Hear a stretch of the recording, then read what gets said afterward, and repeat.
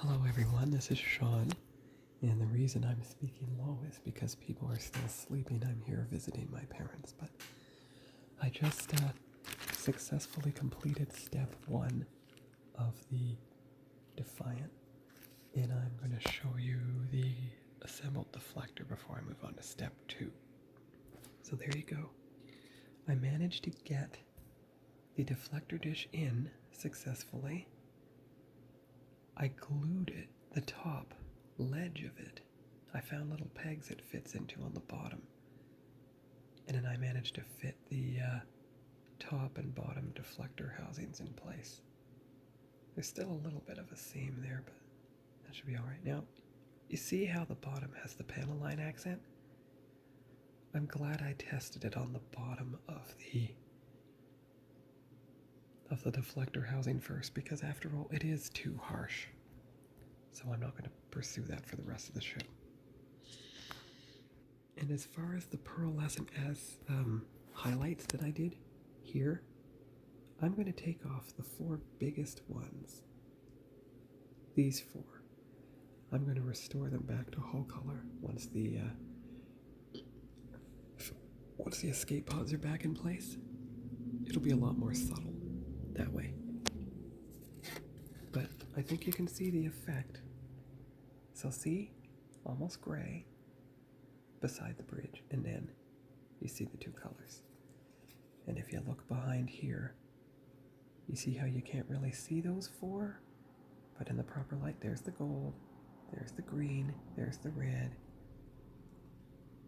and there by my thumb is the blue. So that's the subtlety I want. The same subtlety that's here. Blue and gold. Gold, blue. Okay, so I'll put these escape pods in place and I'll be back. Alright, so that's success. The escape pods have been put into the upper half of the Defiant, as you can see here. And they fit in the pegs successfully. The pegs didn't have to be widened or anything. So while I wait for the glue to set, which I want to do before I do the rest of step 2, I am going to go over these with my mixture of the Defiant hull color, which comes in handy now, and I'll be back with those results. See you in a few minutes. What I'm going to do is I'm going to test this new folk art pale gray that I bought on the pieces first. Then I'll go over it with my mixture, which has a slight gloss to it. So I'll see how it turns out. And I'll go very, very little paint on the brush, almost a dry brushing. And don't worry, if this audio is too low when I play it back, I'll go into Movie Maker and enhance the audio with the settings. So there you go. It's actually toned down. I mean, I brushed it on very lightly. I toned it down instead of eliminating it completely. But if you look at the subtlety I'm looking for, you see here? Gold. You see there? Blue. But in normal light, it blends right in. And it looks like the normal hull color. So that's pretty good. We'll see how that turns out, because I want to give the other parts a chance to dry. So why don't I test that on the bottom parts as well, see if there's any parts on the bottom that need to be lightened up a bit. Turns out there's quite a few. So what I will do, and there's a couple that I missed. You see, there and there, those are raised pieces. They never got the gold at all. And you see those pieces, so I'll try to, and you see those pieces right there? I'm going to leave them, but I'm going to try and see if I can get those too. But it's not going to be gold and blue, it's going to be blue and gold. But I'll try to dry brush them off. I'll be back. And then I'll tone down these other ones. scratch that last part about filling them in here and here where I forgot. I left the golden iridescent paints at home, so it's just going to be a bit of a toning down exercise instead. Well, I'll wait for them to dry before we see what the results are.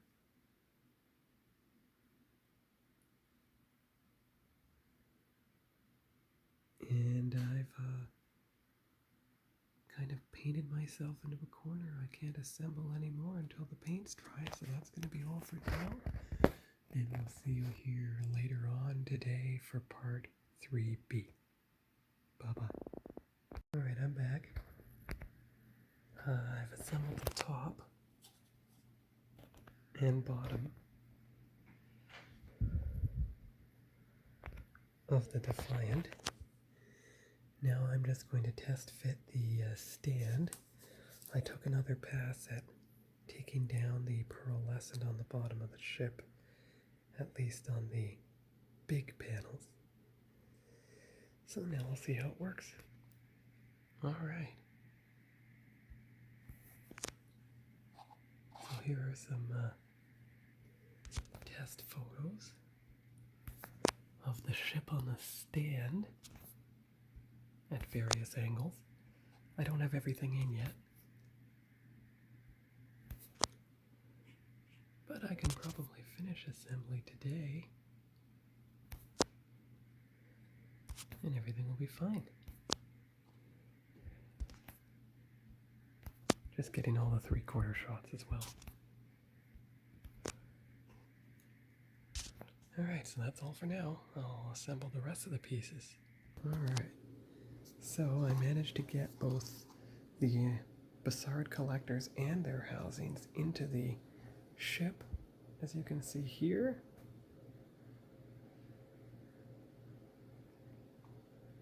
And here.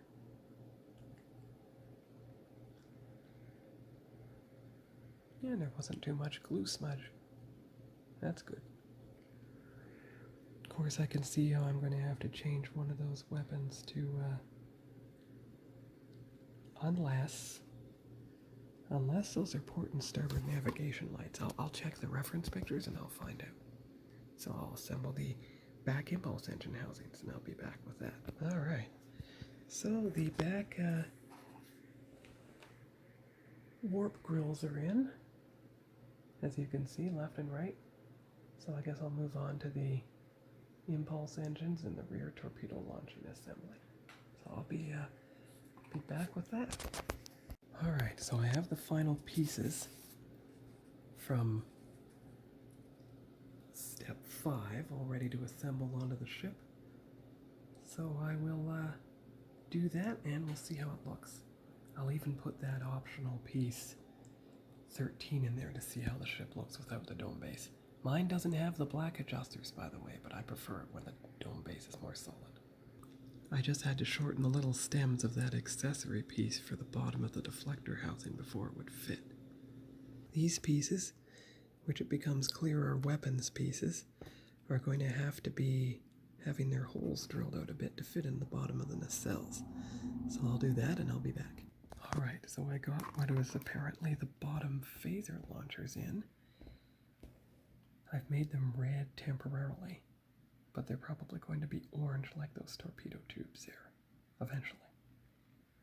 So I'll be back once I've done. It's neat how they're all separate pieces. Next up is the rear torpedo launcher. Torpedo launcher went in without any trouble. You can see the orange dots there, and it has some pearlescent panels too, 4 of them. As you can see, but they're very subtle. So, last thing to do is the impulse engines and then mount it on the stand. The little nub is there to keep it from falling through. As you can see here, it keeps it from falling through. See that one? It fell through a little bit, but you know what?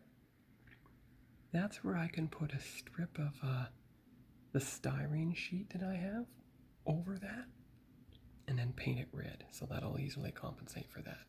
And there's the bottom section in. it can be easily removed.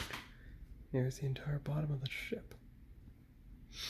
Alright, so it took only a couple of hours, but the Defiant is now assembled and on its base.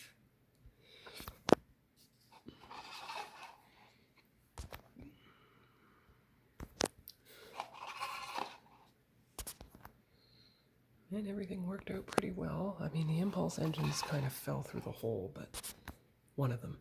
I guess the retaining tab came off. But I'm going to make them flat anyway. They look better that way. Well, to me anyway.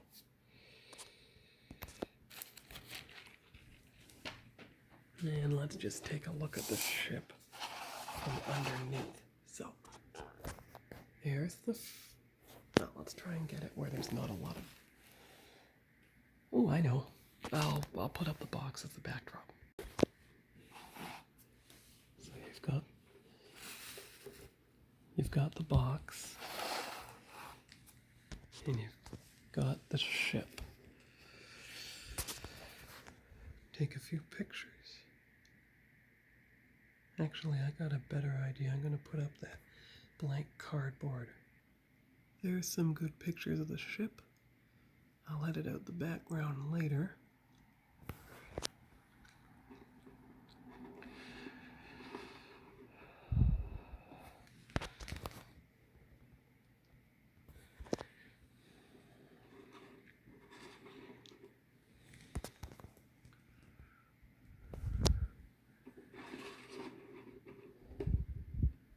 Yeah, you know what? It's a good thing I accidentally cut that little tab off the impulse engine and it fell through because I don't like the impulse engine spikes.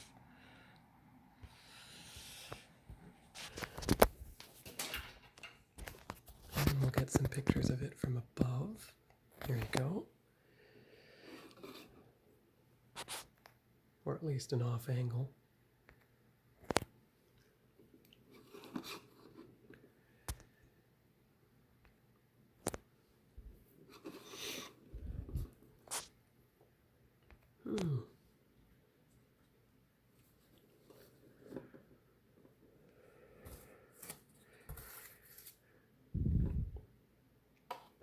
And then, of course, the pictures of it with the box.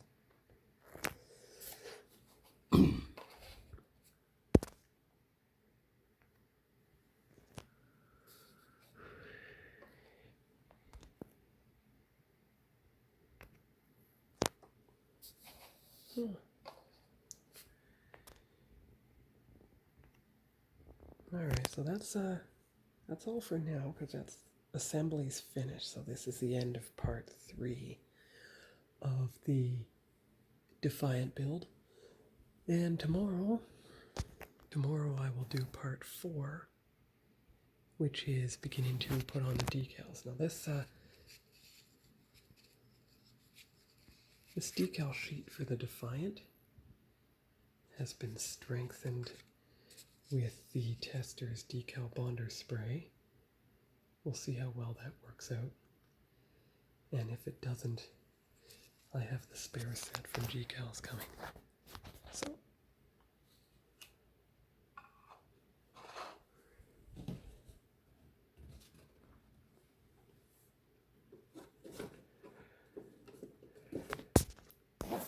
So that's all for now. I'll talk to you all later, and have a good day.